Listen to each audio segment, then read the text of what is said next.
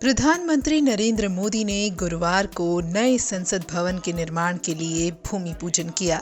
वैदिक मंत्रोच्चारण के बीच भूमि पूजन कार्यक्रम आरंभ हुआ और इसके संपन्न होने के बाद शुभ मुहूर्त में प्रधानमंत्री ने परंपरागत विधि विधान के साथ इसकी आधारशिला रखी।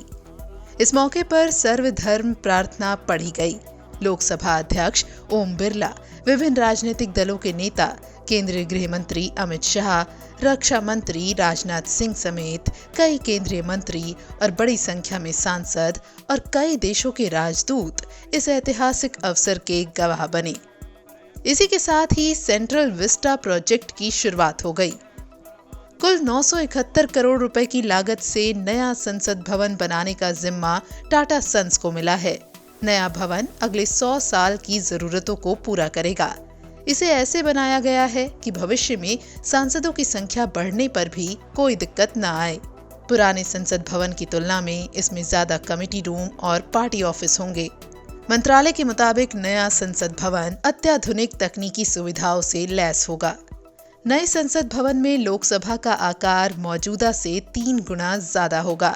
राज्यसभा का भी आकार बढ़ेगा। कुल 64,500 वर्ग मीटर क्षेत्र में नए संसद भवन का निर्माण टाटा प्रोजेक्ट्स लिमिटेड की ओर से कराया जाएगा। नए संसद भवन का design HCP design planning and management private limited ने तैयार किया है। अक्टूबर 2022 तक नए भवन का निर्माण पूरा करने की तैयारी है, ताकि देश की आजादी की 75वीं वर्षगांठ पर इसी भवन में सत्र का आयोजन हो। बता दें कि वर्तमान संसद भवन का शिलान्यास 12 फरवरी 1921 को किया गया था और इसे 6 साल में 83 लाख की लागत से तैयार किया गया था। इसका उद्घाटन भारत के तत्कालीन गवर्नर जनरल लॉर्ड इरविन द्वारा 18 जनवरी 1927 को किया गया था। भूमि पूजन के अवसर पर पीएम मोदी ने यहाँ कहा कि जब भारत अपनी आजादी के 75वें साल का जश्न मनाएगा, तब संसद की इमारत उसकी प्रेरणा होगी। पीएम मोदी ने कहा कि मैं वो पल कभी नहीं भूल सकता जब पहली बार 2014 में पहली बार मैं संसद भवन में आया था। तब मैंने सिर झुकाकर नमन किया था। मौजूदा संसद भवन ने आजादी का आंदोलन, स्वतंत्र भारत और आजाद सरकार की पहली सरकार, पहली संसद और संविधान रचा गया। पीएम मोदी ने कहा कि अगर हम अपने लोकतंत्र का गुणगान करेंगे तो वो दिन दूर नहीं जब दुनिया कहेगी India is mother of democracy.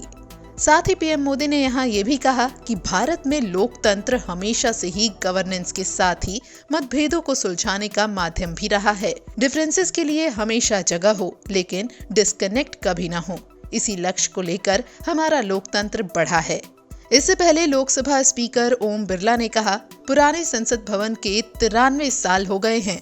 लोकतंत्र के बढ़ते स्वरूप को लेकर नए भवन की जरूरत महसूस हुई।